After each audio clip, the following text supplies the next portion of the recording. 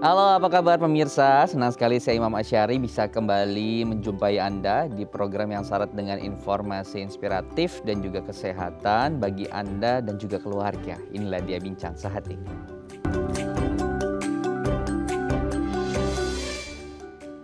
Pemirsa Bincang Sehati bicara soal kanker banyak ya, kemudian jenis-jenis kanker yang ada di dunia ini. Tetapi kita mau spesifik bicara soal kanker yang ada pada darah kita. Nah ini adalah kanker sel darah atau sering disebut dengan istilah leukemia. Ini kondisi di mana sel darah putih kita kemudian diproduksi terlalu banyak di bagian sumsum tulang belakang yang juga akhirnya membuat produksi itu lebih banyak yang justru bukan melindungi tapi mengganggu atau menginfeksi organ-organ yang lain.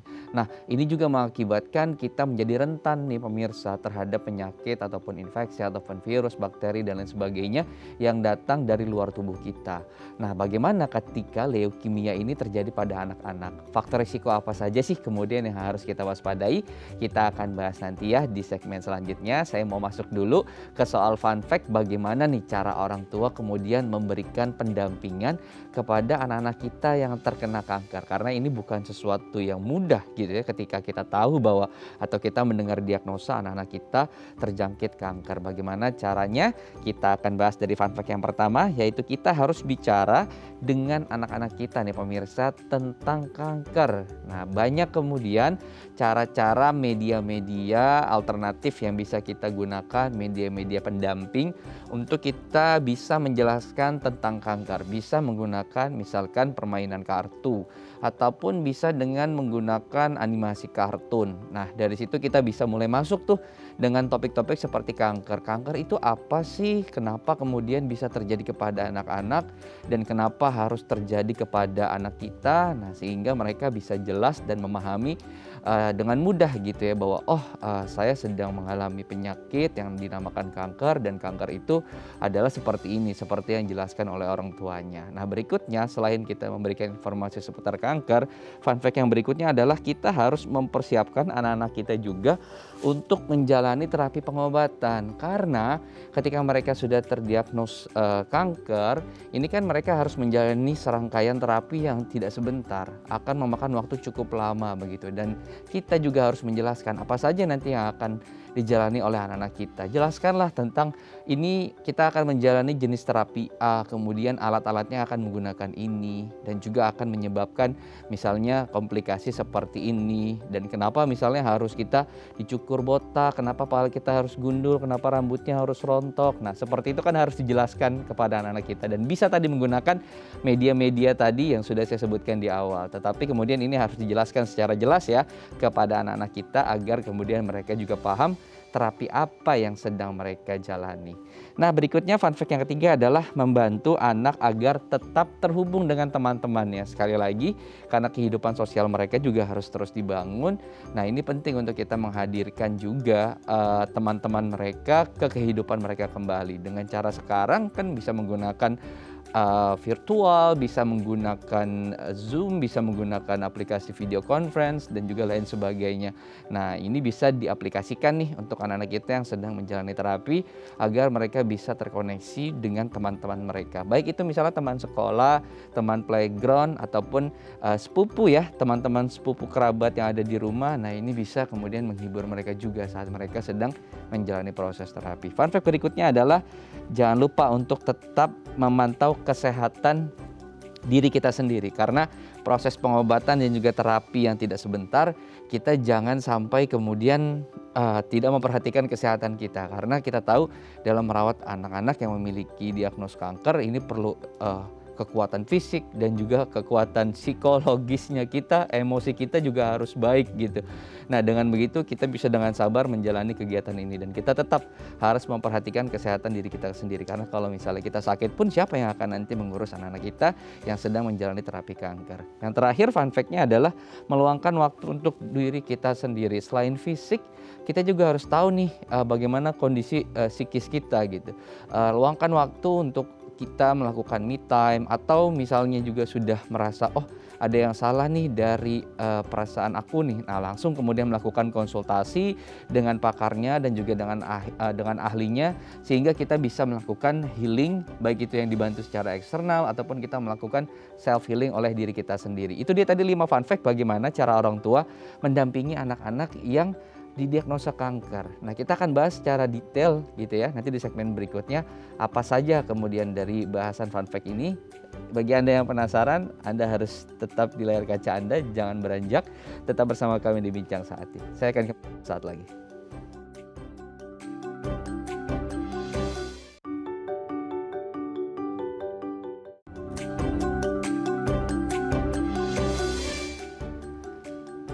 Baik, terima kasih Anda masih bersama kami di Bincang Sehati. Di segmen kali ini kita akan bahas satu persatu soal fun fact bagaimana cara orang tua memberikan pendampingan kepada anak-anak yang didiagnosa kanker. Nah, untuk membahasnya sudah bergabung nih bersama saya melalui Zoom ada Mbak Rati Zulhaki selaku psikolog. Saya akan sapa. Assalamualaikum Mbak Rati, apa kabar? Salam sehat. Waalaikumsalam warahmatullahi wabarakatuh. Apa kabar Mas Imam? Sehat Alhamdulillah. selalu ya. Alhamdulillah sehat, semoga Mbak Rati juga sehat. Mbak Rati, pagi hari ini kita mau memberikan informasi positif untuk anak-anak kita, untuk para bunda kita, bagaimana sih cara kita memberikan pendampingan kepada anak-anak yang didiagnosa kanker. Nah, tadi saya sudah bacakan 5 fun fact-nya ya, kita akan bahas satu persatu Mbak Rati. Yang pertama adalah kita harus berbicara dengan anak tentang kanker yang dialaminya. Nah, seberapa penting kemudian kita memberikan penjelasan ini kepada anak-anak kita, dan juga kira-kira usia berapa sih kemudian anak-anak juga sudah bisa paham nih seputar masalah kesehatan seperti ini? Oke, kalau kita bicara soal seberapa penting sekali, bahkan anak itu berhak untuk mendapatkan informasi tentang situasi yang terjadi dalam diri mereka. Tentunya kita harus menyesuaikan dengan usia anak. Jadi kalau misalnya anaknya usia prasekolah, mungkin bisa dibantu dengan cara menggunakan buku cerita dulu atau menggunakan media fable ya, dunia hewan seperti itu, supaya mereka lebih mudah untuk memahaminya gitu, sehingga informasi yang akan disampaikan oleh orang tua itu sesuai dengan pemahamannya anak. Jadi kalau misalnya ada orang tua yang kemudian menyembunyikan apa sih penyakitnya dia, terus udah deh kamu nggak usah tahu, atau itu biar mama sama dokter aja, itu malah akan membuat anak jadi bertanya-tanya gitu. Atau biasanya kata-kata pamungkas orang tua itu, kamu nggak apa-apa kok gitu, tapi dia merasakan sakit gitu kan. Nah, itu yang akhirnya menjadi kebingungan dalam diri anak. Jadi penting sekali Mas Imam untuk memberikan informasi. Baik. Untuk yang ada orang tua juga yang gemes ingin memberikan tahu secara detail sekali kepada anak-anaknya, terus ada batasannya nggak sih, informasi general saja atau tadi tanpa batas boleh saja sampai detail sekalipun, kalau misalnya kita bisa menjelaskan ya kita jelaskan kepada mereka. Ya, tentunya informasi medis itu ada bahasa-bahasa yang sifatnya tidak bisa dipahami oleh semua orang gitu ya. Betul. Artinya ada bahasa yang perlu ada interpretasi lagi. Mungkin yang kita perlu jelaskan adalah informasi secara general dulu, secara umum dulu, dan jangan hanya dari sisi ini tuh sakit parah atau ini tuh nggak ada obatnya, jangan dari sisi itunya dulu. Artinya dari sisi bahwa iya, kita afirmasi bahwa kamu menderita ini, misalnya kanker, kita sebutkan ya. Jadi jangan bilang bahwa kamu menderita satu penyakit yang cukup parah, itu kan anak udah langsung takut duluan gitu. Nah, jadi kita perlu membahasakannya ke anak sesuai dengan bahasa yang umum dulu. Nanti apa itu kanker, kita cari tahu ya, kanker itu apa. Nah, kalau misalnya anaknya sudah agak lebih besar, let's say sudah di atas kelas 3 SD misalnya, sudah hampir 10 atau 11 tahun, mungkin mereka sudah bisa lebih detail diberikan informasinya. Tapi kalau masih di bawah itu, kita masih bisa memberikan informasi yang sifatnya general dulu gitu. Pilihan kalimatnya juga harus dipilih dengan baik gitu ya, jangan sampai salah penyebutan dan penyusunan kata-kata tadi. Ketika salah saja sudah anak-anak persepsinya berbeda, sulit lagi nanti melakukan penjelasan ulangnya. Perbaikannya. Perbaikannya susah sekali nanti. Berikut adalah mempersiapkan anak untuk bisa menjalani terapi. Nah, ini kan proses ketika Hmm, diagnosanya sudah ditegakkan, akan ada proses terapi tuh yang betul. kemudian panjang dan juga harus diinformasikan. Kira-kira persiapan apa saja sih selain tadi ya awareness yang juga harus dibangun atau knowledge, Hmm. pemahaman yang harus dibangun, apa saja sih kemudian persiapannya nih yang harus kita berikan kepada anak-anak saat dia akan menjalani tadi terapi? Membantu anak untuk memproses emosi yang akan muncul. Jadi Iya memang iya. waktu itu saya pernah dapat klien Mhm mhm kanker pada anak. Terus kemudian selama proses kemo, akhirnya proses secara penanganan psikologis juga dilakukan. Karena mhm anak tampaknya secara psikologis nggak siap. Soalnya kan dia harus tetap berada di rumah sakit, terus ada mhm efek fisik ya. mhm Terapi menggunakan obat itu juga pasti akan ada efek fisik yang rambutnya mulai mhm yang tadi Imam sempat bilang rambutnya rontok atau bahkan harus digundul seperti itu. Itu kan mhm secara psikologis akan membebani anak. Nah, biasanya orang tua memang harus pertama memberikan informasi untuk build awareness, terus kemudian membangun si literasi emosinya mereka supaya mereka mau menerima mhm atau memproses emosi yang muncul.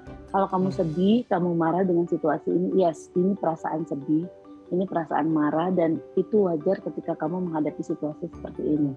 Artinya wajar ada perasaan sedih, boleh nangis, boleh misalnya ekspresi sedihnya mau misalnya dia robek-robek kertas atau apa. mhm Jadi mhm orang tua memberikan media supaya anak bisa mhm merilis tensionnya mereka mhm gitu.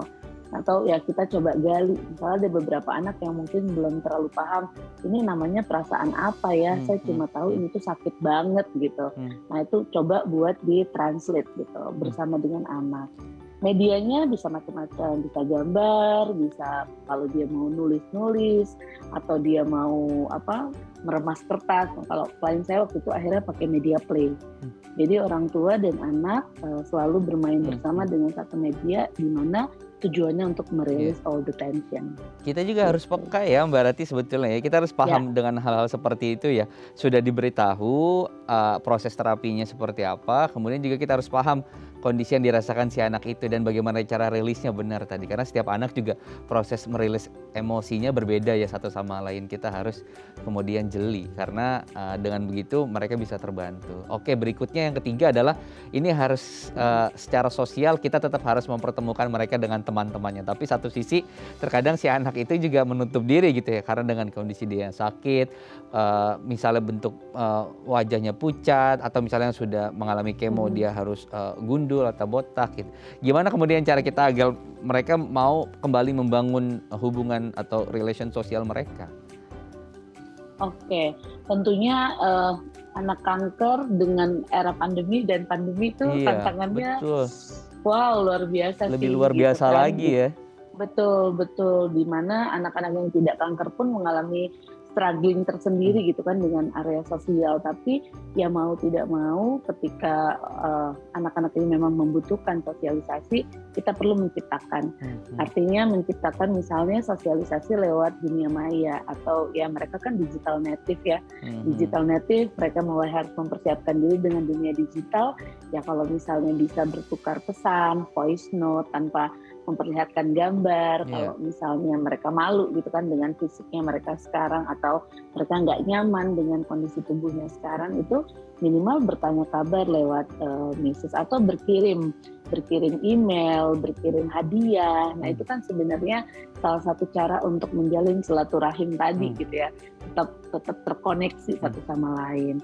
Nah atau ada beberapa support group. Nah iya, support group ini betul. adalah anak-anak sesama penyintas kanker gitu. Mhm Jadi memang mereka kanker survivor, dan akhirnya mereka bisa berbagi apa aja sih yang mhm mereka rasakan. Terus kemudian orang tua bisa memfasilitasi lewat media Zoom atau ya platform iya, online untuk mereka saling berkreasi terus menunjukkan kreasinya mereka di mhm layar gitu.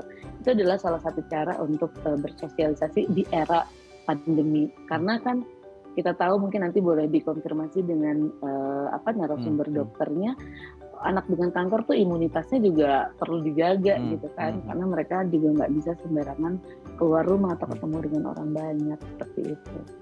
Oke, baik. Jadi support grupnya juga penting karena ketika anak-anak juga berinteraksi sama yang mereka penyintas, mereka tahu bagaimana memposisikan diri gitu ya. Jadi mereka juga bisa Betul, dengan tepat gitu ya, setidaknya memberikan betul. pendampingan ataupun ya sekedar bagaimana menyapa, terus menjelaskan apa yang dia rasakan juga gitu kan lebih ketemu ya kalau anak sama penyintas tuh. Ya, Oke, baik. Nah, yang keempat adalah ternyata kita juga sebagai orang tua ini harus tetap memantau kondisi kesehatan kita sendiri, baik kesehatan fisik ataupun kesehatan psikis. Sebetulnya kadang-kadang apa sih yang suka luput nih untuk kita sebagai pendamping anak-anak yang memiliki, diagnos kanker atau penyintas kanker? biasanya kalau dari curhatan orang tua dengan anak-anak kanker yang kebetulan datang ke klinik adalah mereka suka lupa istirahat dan Mmm, nutrisi. Jadi suka mengabaikan ya karena merasa, "Oh aku nggak apa-apa, aku harus mhm, kuat untuk anakku," gitu. Nah tapi sebenarnya ada satu hal yang paling sering terlupakan, yaitu merilis emosi. mmm, Jadi mereka merasa mereka harus iya, terlihat kuat di depan anak secara emosi, nggak boleh nangis, nggak boleh ngeluh, padahal ada bagian hati di dalam diri orang tua tuh yang juga pingin menangis gitu, mmm, juga pingin dipeluk. Nah ya saya sih sarankan untuk coba ambil waktu sejenak, mau di kamar mandi atau pergi kemana sebentar yang emang cuma sendiri, atau bahkan waktu itu karena pandemi ya orang tuanya diem di mobil, mmm, jadi cuma pengen nangis kenceng dan anaknya nggak denger gitu, dan mmm, mengakui bahwa iya saya sedih, iya saya capek mmm, banget gitu, seperti oke. itu sih. Jadi Ini yang kadang-kadang terlupakan ekspresi emosi. berarti kita perlu pihak eksternal ya kemudian untuk melakukan pemantauan itu. Kalau di lingkungan keluarga, di Betul. circle terdekat itu siapa yang bisa kita minta tolong untuk kemudian melakukan, pemantauan tadi gitu, supervisi tadi. Karena sekali lagi, kadang kalau sudah Mhm, mengawasi anak-anak dengan kanker itu 1 kali 24 jam gitu, betul-betul tidak ada waktu untuk betul. memikirkan yang lain selain anak-anak itu. Betul. Artinya, pasangan ya, yang paling terdekat adalah Mhm, pasangan dan iya, mungkin support system yang ada di rumah. Kalau ada ART juga bisa untuk kemudian berkoordinasi gitu. Karena memang ketika kita punya anak dengan kanker, pasangan menjadi tumpuan utama untuk saling mmm, berkomunikasi. mmm, Ya circle kecilnya yang ada di mhm, rumah itu gitu, supaya tenaganya bisa gantian. betul, Gitu, dan mungkin memberikan pemahaman juga kepada yang lain bahwa anak dengan kanker itu kebutuhannya apa saja, terus kemudian mereka itu kondisinya seperti apa, mengedukasi orang yang mmm, ada di rumah itu juga mmm, penting. Sehingga mereka bisa safe ya, mmm. safe-safean untuk kemudian menjaga. Oke. Nah, yang terakhir yang kelima ini masih, relate juga bagaimana cara kemudian kita melakukan, rilis begitu ya dengan meluangkan waktu untuk diri kita sendiri. Tapi saya mau lebih ke Mhm, bagaimana kemudian cara kita saat melakukan rilis tadi, itu nggak kepikiran dan nggak kebayang-bayang apa sih yang lagi dilakuin anak-anak kita dan orang yang kita percayakan saat mengawasi, saat kita tidak ada. Nah, itu bagaimana cara kita kemudian terhindar dari itu? Karena kita kan perlu waktu untuk kita merilis tadi, ya. tapi sementara kita juga masih memikirkan gitu apa yang sedang dilakukan anak-anak kita dan juga pengawasnya gitu. Sebenarnya ini konsep lama tapi masih sangat, menurut saya masih sangat bisa dilakukan saat ini, mindful. Jadi Mmm, apapun yang kita lakukan, kita berusaha untuk benar-benar mindful, one activity at one time gitu. Jadi iya, ketika kita bilang sama diri kita, kalau lagi bersama dengan anak, ya fokus kita sedang menghadapi anak. Tapi pada saat kita sudah confirm nih, oke saya mau olahraga 30 menit, set the time, set yourself untuk benar-benar fokus sama olahraga yang sedang kita lakukan gitu. Sehingga akhirnya kita live life in harmony ya, bukan balance lagi. Karena mmm, kalau misalnya kita punya anak dengan kanker, balance tuh kayaknya susah untuk dicapai mmm, benar-benar balance. Tapi kita harus harmonisasi gitu. mmm, Kapan kita mau olahraga, misalnya pada saat anak tidur, oke kita kejar olahraga. Atau pada saat anak lagi proses kemo di dalam rumah sakit kita mungkin bisa me time-nya baca buku, misalnya seperti itu. Jadi mmm, kita berusaha untuk mengharmonisasikan aktivitas kita. Dan satu lagi kita bisa menggunakan 4 kuadran itu, yang iya, important and urgent gitu ya. Ada yang penting dan mendesak. Jadi kita tinggal masukkan, oh kalau dia lagi kemo atau dia lagi proses di rumah sakit dengan tim dokter, mungkin itu mendesaknya sudah ditangani oleh dokter, kita mmm, bisa melakukan hal mendesak mmm, lainnya gitu. mmm, Nah itu cukup membantu mmm, memetakan aktivitas orang tua itu harus mmm. seperti apa, gitu sih. Oke, baik, Mbak Rati, terima kasih sudah memberikan nasihat positif pagi hari ini. Semoga ini bisa menjadi bekal kita ya, atau misalnya menjadi sebuah insight baru dalam kita mendampingi anak-anak kita, terutama yang memiliki anak-anak dalam fase penyembuhan karena diagnosa kanker atau sebagai survival kanker. Terima kasih Mbak Rati sudah berbagi informasi hari Sama-sama. ini. Assalamualaikum, salam sehat, selamat melanjutkan aktivitas kembali. Waalaikumsalam warahmatullahi wabarakatuh. Salam sehat juga Mas Imam. Baik. Pemirsa, itu dia tadi perbincangan kita tentang bagaimana cara kita mendampingi anak-anak yang memiliki kanker. Nah, di segmen selanjutnya kita akan membahas seputar mewaspadai kanker darah atau leukemia pada anak-anak. Untuk Anda yang tertarik nih pemirsa ingin bergabung dengan topik kami, Anda bisa menghubungi kami di line telepon di 021 290 32644 atau bisa menggunakan gadget Anda dengan mengirimkan DM Instagram di @daifamily.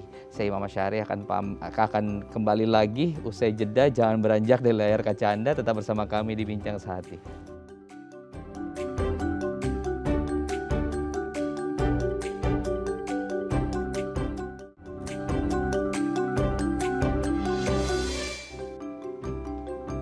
Baik, terima kasih Anda masih bersama kami di Bincang Sehati. Di segmen kali ini kita akan masuk ke tema pembicaraan kita, yaitu tentang waspada leukemia pada anak. Nah, untuk membahasnya sudah bergabung bersama saya Dr. Wulan Patricia selaku spesialis anak dari Rumah Sakit Bina Husada. Saya akan sapa. Selamat pagi Dr. Wulan, apa kabar? Ya, selamat pagi Mas Imam, kabarnya sehat. Baik. Dokter Wulan, tadi di segmen sebelumnya saya kan sudah banyak bahas bagaimana cara orang tua gitu ya memberikan pendampingan kepada anak-anak yang memiliki kanker. Nah, sekarang nih saya mau fokus nih tentang kankernya sendiri nih dok, yaitu kita fokus kepada soal kanker darah atau leukemia. Tapi sebelum ke leukemianya, mungkin boleh dijelaskan dok, kanker itu apa sih dan kenapa kemudian kanker ini bisa terjadi kepada anak-anak kita dok? Secara sederhana ya, kanker ini ya seperti banyak orang tahu merupakan suatu tipe penyakit keganasan, di mana sebenarnya dalam tubuh itu terjadi proses untuk pembiakan atau pemerahan sel-sel dalam tubuh. Nah, untuk kanker sendiri, di mana sel-sel dalam tubuh ini dia itu bertumbuh melampaui batas yang seharusnya ya bermultiplikasi ke dalam jumlah yang sangat banyak, sehingga yang pada akhirnya sel-sel yang bertumbuh berlebihan ini justru merusak sel-sel yang ada di sekitarnya. Dan lama-kelamaan kalau misalnya tidak tertangani dengan baik ya tentu saja bisa mempengaruhi sistem tubuh seorang individu tersebut.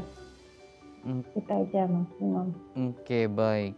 Nah, kalau bicara soal kanker darah atau leukemia gitu, ini biasanya faktor pendukungnya atau faktor-faktor penyebabnya apa saja sih dok? Apakah hanya genetika saja atau justru secara eksternal dari lingkungan kita atau paparan-paparan kondisi lingkungan kita juga bisa memicu nih untuk masalah seperti kanker sel darah ini? Iya, memang benar seperti yang Mas Imam jelaskan tadi bahwa kanker pada anak sih biasanya multifaktorial aja ya. Jadi tidak ada hanya satu faktor aja. Jadi bisa jadi ada kombinasi dari beberapa faktor. Memang pada anak lebih banyak itu terjadi karena faktor genetik memang, tetapi tidak menutup kemungkinan ada faktor-faktor lainnya yang turut serta berperan baik secara langsung maupun tidak langsung.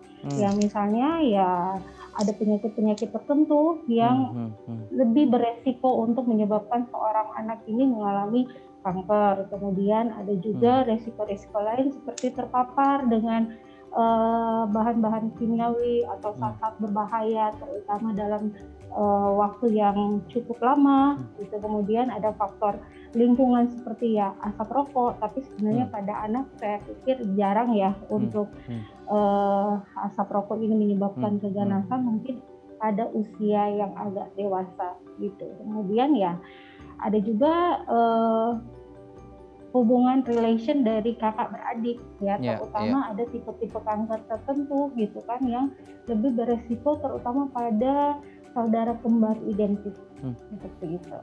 Oke, saudara kembar identik gitu ya, baik. Termasuk kalau misalnya selama masih dalam kandungan atau janin, faktor penyebabnya ada nggak sih dok? Misalnya dari si orang tua atau si ibunya mengkonsumsi makanan yang memang tidak harus dikonsumsi, akhirnya menyebabkan terjadinya permasalahan kanker tadi, terutama kanker leukemia. Sebenarnya kalau secara langsung dalam waktu Hmm. singkat sebenarnya kecil kemungkinan Iya, ya, oke. Mas Imam, karena pada dasarnya untuk proses yang seperti misalnya dari ibu Mhm. ya, yang mungkin selama hamil terpapar dengan atau mengkonsumsi zat-zat tertentu, biasanya Mhm. perjalanan itu perlangsungan penyakit tipe yang Iya, kronik iya. ya, sedangkan pada anak-anak lebih cenderung ke fase atau Hmm. tipe yang akut, jadi Hmm. timbulnya Hmm. tiba-tiba dan secara cepat, Oke, seperti nah itu. itu tadi faktor-faktor resikonya ya dok ya, dari Iya. si penderita kanker leukemia atau kanker sel darah ini. Kalau untuk anak-anak dok, Mhm. rentang usia terjadinya tuh dari usia berapa sih dok? Kemudian baru mulai terlihat? Dari laporan yang, dilaporkan sebelumnya ya rentang usianya itu bisa terjadi di usia anak kapan saja memang. Hmm. Tetapi ada beberapa jenis kanker tertentu yang memang related dengan usianya ya. Yang Mhm. paling sering itu bahkan yang paling muda bahkan usia di bawah 1 tahun itu bisa ditemukan terjadinya, leukemia contohnya gitu kan. Tapi Mhm. pada secara garis besarnya sih gitu Mhm. kan, usia yang paling sering terjadi itu di antara 1 sampai 7 tahunan maximum.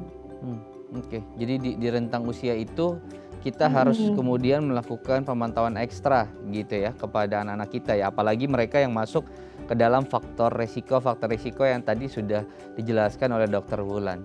Nah, bagaimana cara kita Iya, orang tua benar sekali. memahami gejala-gejalanya tadi dok? Karena kan 1 sampai 7 tahun itu ya toddler gitu ya. Nah ini kan Mhm. harus ada pemantauannya. Ciri-cirinya gimana sih bahwa si anak itu kemudian mengalami leukemia atau permasalahan pada kanker sel darahnya?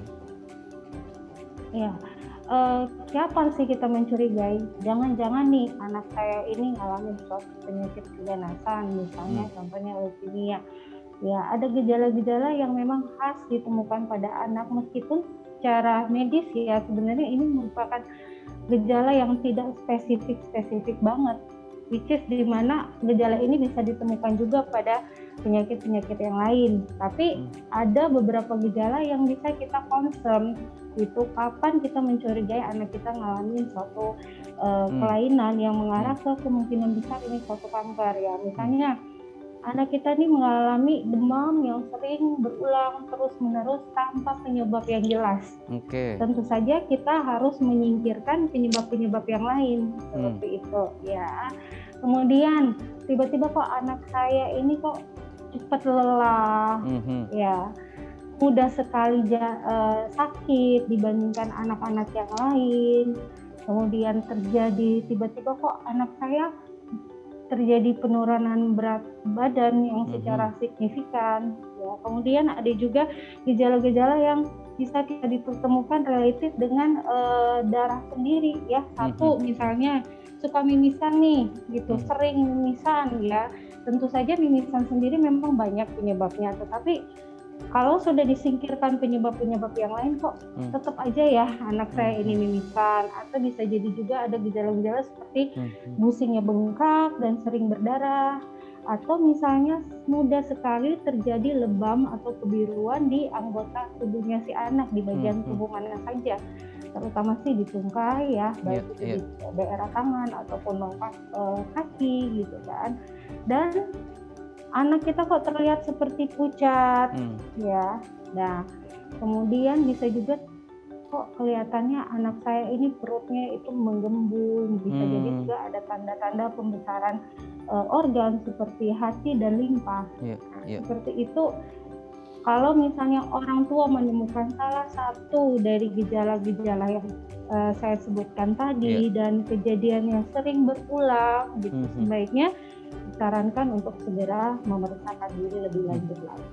Jadi ada gejala yang harus segera dikonfirmasi dan konfirmasinya adalah langsung melakukan konsultasi gitu. Nah kita akan sambung nanti nih Dokter Wulan di segmen berikutnya bagaimana melakukan konfirmasi dan konsultasi yang tepat, langkah-langkahnya seperti apa sehingga kita bisa melakukan pencegahan dini dan segera melakukan penanganan dan pengobatan dan juga terapi kepada anak-anak kita. Kita akan bahas nanti ya pemirsa ya. Usai jeda jangan beranjak, tetap bersama kami di Bincang Saatnya.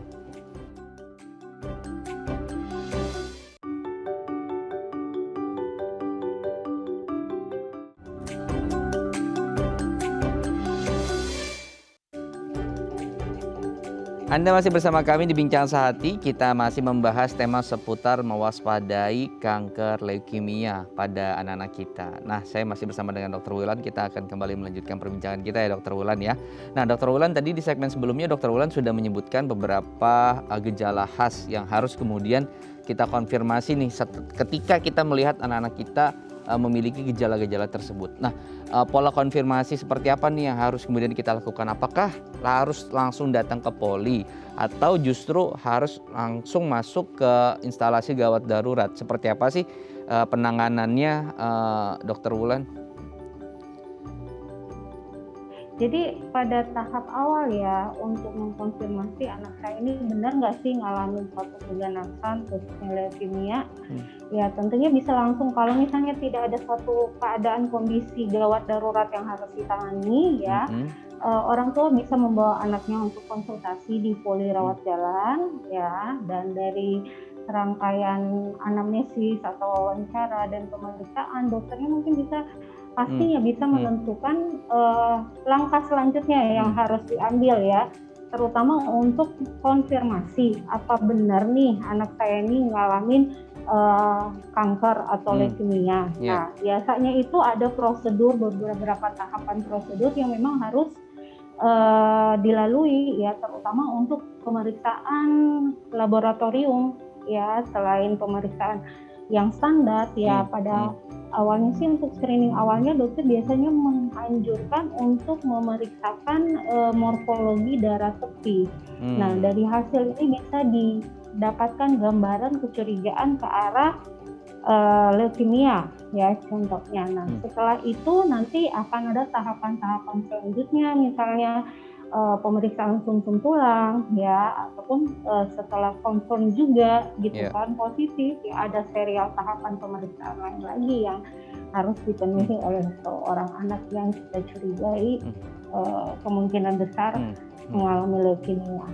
Oke, nah ini langsung ke poli spesialis anak atau dengan spesialis anak dengan sub tertentu, Dok?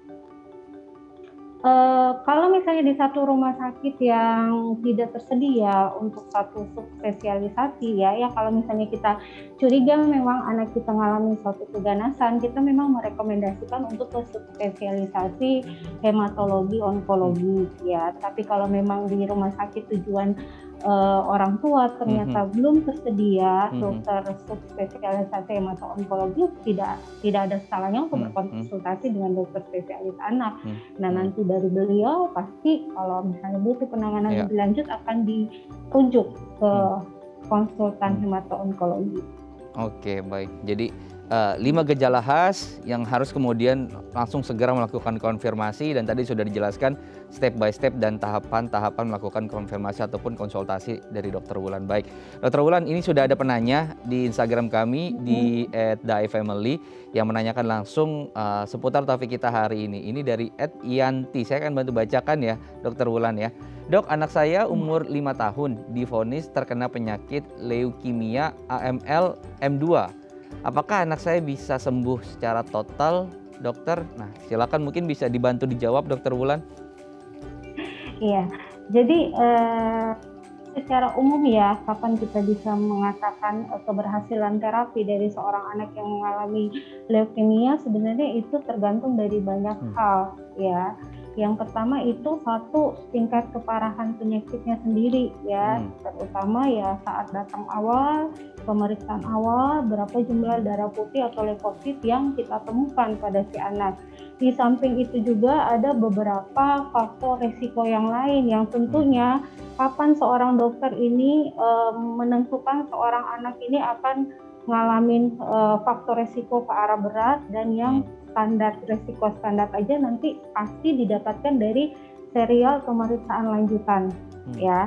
Nah, kemudian cepat lambatnya penanganan ya, jadi semakin dini juga penanganan ya, diharapkan outcome-nya hasil penanganan itu akan baik. Tetapi secara umum bahwa untuk leukemia pada anak, angka kesembuhannya untuk yang sekarang-sekarang ini ya berbeda dengan beberapa dekade yang lampau. Nah, untuk sekarang yang ini angka survival atau angka harapan hidup itu jauh lebih meningkat dibandingkan yang lainnya dan bisa sembuh total. Tetapi ada beberapa memang tipe yang memang bisa menyebabkan angka kesembuhan lagi seperti itu. Oke. Nah, untuk mieloblastik sendiri memang dibandingkan dengan yang tipe ALL memang resikonya agak lebih berat dibandingkan yang tipe ALL. Oke. Kalau untuk leukemia ini kita kan mengenal beberapa derajat-derajat tingkatan gitu ya. Nah, kalau yang ini ada derajat tingkatannya juga, Dok?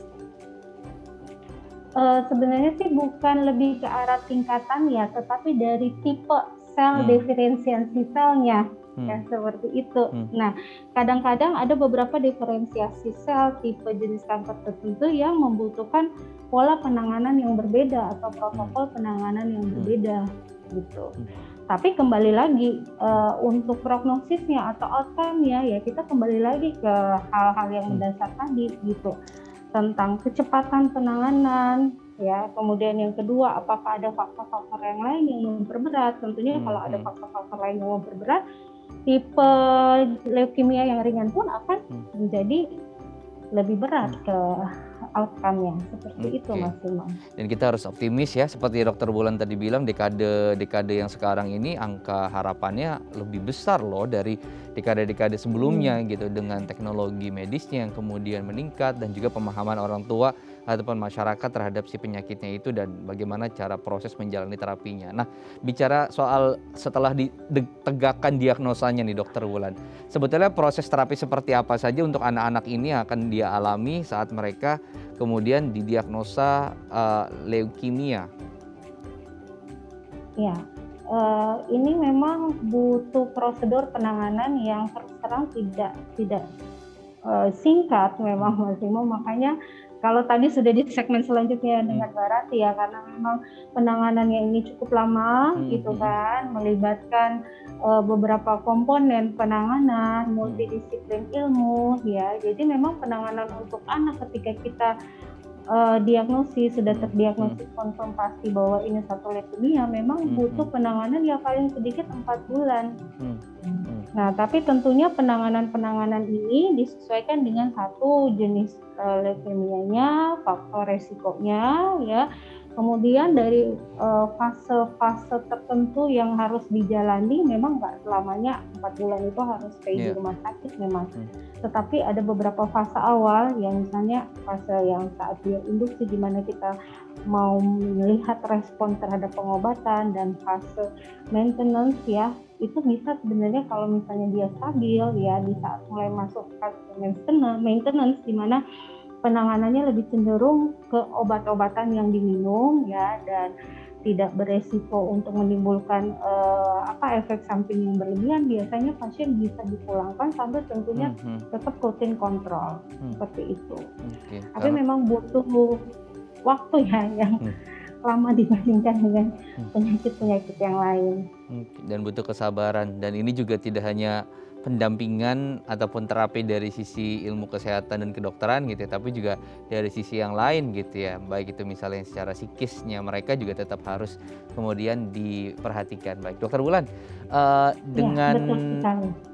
dengan keterbukaan informasi kan kemudian masyarakat bisa lebih paham gitu ya tentang leukemia, terutama kepada anak-anak. Tetapi kemudian tidak semua orang memiliki akses yang mumpuni gitu ya untuk mereka bisa mendapatkan layanan kesehatan dengan baik gitu.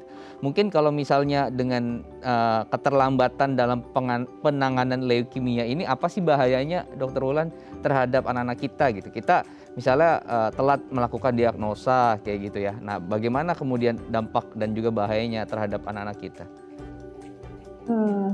Jadi ini sebenarnya pertanyaan yang sangat klasik ya Mas Imam. Sebenarnya bukan kalau dari segi dokter ya, medis ya, penyakit apapun ya, bukan hanya sekedar penyakit keganasan, penyakit yang awalnya mungkin ringan, tapi kalau tidak tertangani dengan cepat ya mungkin pasti akan lebih memberat dan efeknya pasti akan jadi lebih berat.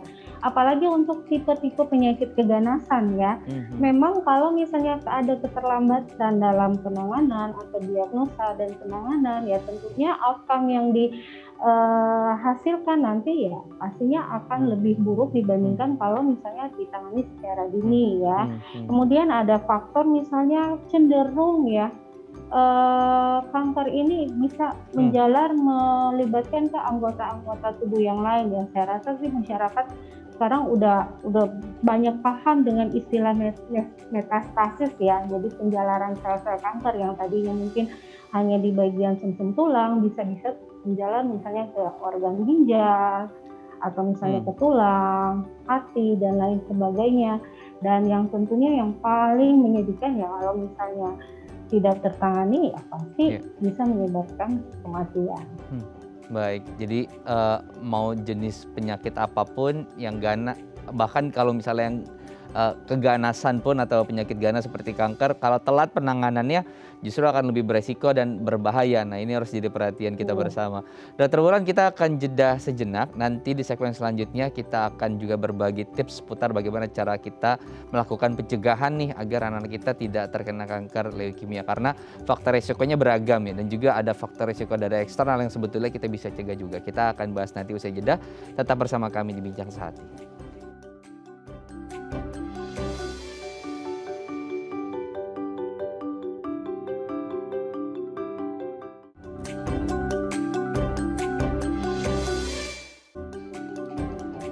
Anda masih bersama kami di Bincang Sehati. Di segmen terakhir ini kita akan berbagi tips bagaimana cara kita bersama-sama mengurangi faktor resiko, terutama faktor resiko eksternal nih, untuk kita mencegah agar anak-anak kita tidak terkena kanker darah atau dengan istilah leukemia. Nah, masih bersama saya nih Dr. Wulan Patricia selaku spesialis anak dari Rumah Sakit Dina Husada. Dr. Wulan, di segmen terakhir ini kita akan bagi tips nih, Dok. Yang pertama adalah ternyata kita harus melakukan cek kesehatan secara berkala, tetapi secara spesifik ya untuk yang leukemia ini apa kemudian tes-tes yang harus dilakukan tuh apa saja sih? Karena kan luas ya, MCU itu sangat luas, tapi spesifik yang leukemia untuk kita tahu bahwa anak-anak kita aman atau tidak, apa sih yang harus diperhatikan indikator-indikatornya, Dokter Wulan? Ya, untuk pemeriksaan laboratorium indikator-indikatornya sih sebenarnya yang paling awal ya yang bisa dengan mudah kita lakukan yaitu kita lihat aja nanti pemeriksaan darah rutinnya ya untuk menilai nilai leukositnya ini, apakah leukositnya ini dalam keadaan yang normal atau malahan meningkat. Nah, meningkat ini pun harus kita pastikan apakah ini akibat dari suatu infeksi, terutama infeksi bakteri atau ternyata bukan. Nah, biasanya agak-agak mudah kalau misalnya gini, ketika kita memeriksakan anak kita temukan kadar leukosit yang sangat-sangat tinggi ya, terutama di atas 100.000 ya, kemungkinan besar ya meskipun belum pasti ya 100%, tapi ada kemungkinan memang ke arah sana gitu. Ataupun misalnya di bawah 100.000 tetapi disertai dengan gejala-gejala lain yang menandakan anak saya ternyata murni karena infeksi bakteri. Biasanya kalau infeksi bakteri diterapi dengan antibiotik, kadar leukositnya ini atau darah putihnya akan kembali normal. Manakala ternyata dengan beberapa serial pemeriksaan darah ternyata darah putihnya tetap tinggi ya dengan pemberian antibiotik ataupun tanpa gejala yang khas untuk suatu infeksi bakteri ya dianjurkan untuk melakukan pemeriksaan lanjutan lagi untuk memastikan. Oke, jadi nilai-nilai itu kemudian saat kita melakukan MCU harus diperhatikan gitu ya, untuk supaya kita tahu anak kita kemudian ada riwayat ke sana atau tidak gitu. Baik, berikutnya adalah ternyata harus menghindari paparan asap rokok ya. Bahayanya kemudian dari asap rokok ini terhadap kanker darah apa ya, Dokter Wulan? Karena kan masih banyak ya orang-orang tua kita yang juga dia merokok sebelahnya ada anak kecil gitu, anak-anak masih balita, bahkan baru lahir gitu. Iya. Untuk paparan asap rokok sih biasanya kalau untuk anak ya agak lebih kecil kemungkinannya sih, lebih sering ke arah leukemia yang dewasa karena kemampuan untuk paparan asap rokok ini harus menimbulkan ke arah keganasan itu butuh waktu yang lebih lama ya, sedangkan leukemia pada anak itu biasanya terjadi kan di bawah 7 tahunan, dari 1 sampai 7 tahun. Nah, untuk paparan asap rokok ini memang secara general memang tidak baik untuk kesehatan, tetapi untuk menimbulkan satu dampak keganasan ya, itu biasanya pada tipe yang lebih dewasa. Tetapi ada beberapa keadaan tertentu ya, yang misalnya faktor-faktor resiko tertentu yang secara tidak langsung paparan terhadap asap rokok ini menyebabkan suatu kelainan pada anak. Misalnya terutama anak yang dengan riwayat misalnya orang tua atau kakaknya ini mengidap leukemia. Nah, seperti itu. Baik, ada juga tips seputar bagaimana melakukan diet sehat gitu ya, dan juga gaya hidup yang seimbang. Nah, gimana kemudian ketika kita tahu kadang sibuk terus kasih makanan juga yang ya sudah junk food lagi atau yang siap saji gitu. Sebetulnya yang pola-pola hidup lifestyle seperti ini juga harus dijaga nggak sih, Dok? Dan apa hubungannya, korelasinya terhadap leukemia tadi pada anak-anak kita? Iya, tentunya tetap harus dijaga ya. Namanya orang tua yang mau nggak mau sesibuk apapun harus memastikan bahwa anak-anak kita ini mendapatkan asupan atau suplai gizi yang seimbang ya. Bukan berarti bahwa yang penting anak saya makan deh gitu. Yang penting anak saya kenyang deh gitu kan. Tanpa melihat gitu cap kandungan, komposisi ya dari bahan-bahan pengolahan, terutama makanan-makanan tipe junk food ya, yang pengolahannya kan kadang-kadang misalnya iya, namanya juga junk food. Kita nggak bisa memastikan bahwa apakah makanan yang disajikan itu dalam keadaan yang layak dikonsumsi. Kadang-kadang kan tak sering terjadi pengolahan yang berlebihan, misalnya digoreng kembali atau diproses kembali berulang-ulang. Nah, tentunya ini kalau misalnya dari sejak dini anak-anak ini udah terpapar dengan jenis-jenis makanan seperti ini, bayangkan aja kalau hal-hal ini terus berlanjut sampai anak usianya 7 tahun, 9 tahun, 10 tahun, ya tentunya akan ada dampak pada kesehatan seorang anak itu sendiri, apalagi untuk anak-anak yang dengan faktor resiko. Ya, itu ataupun misalnya dengan akan sangat-sangat mempermudah untuk seorang anak itu ngalamin keadaan atau gangguan pada tubuh si anak itu sendiri gitu kan. Baik, jadi itu tanggung jawab kita untuk kemudian sesibuk apapun juga harus memberikan asupan dan juga nutrisi yang seimbang. Dokter Wulan, terima kasih sudah berbagi informasi kesehatan pagi hari ini. Semoga wawasan kita semakin terbuka dan kita semakin jeli dalam melakukan pengawasan kepada anak-anak kita, terutama bagaimana kita mewaspadai anak-anak kita agar terhindar dari kanker darah atau leukemia. Terima kasih Dokter Wulan, selamat beraktivitas kembali. Salam sehat, Dok.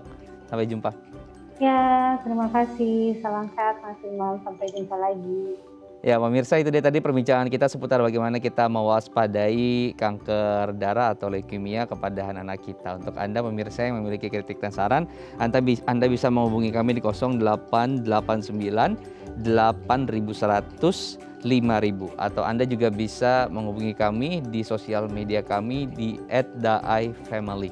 Saya Imam Asyari pamit. Jangan lupa untuk selalu menerapkan protokol kesehatan. Sampai jumpa.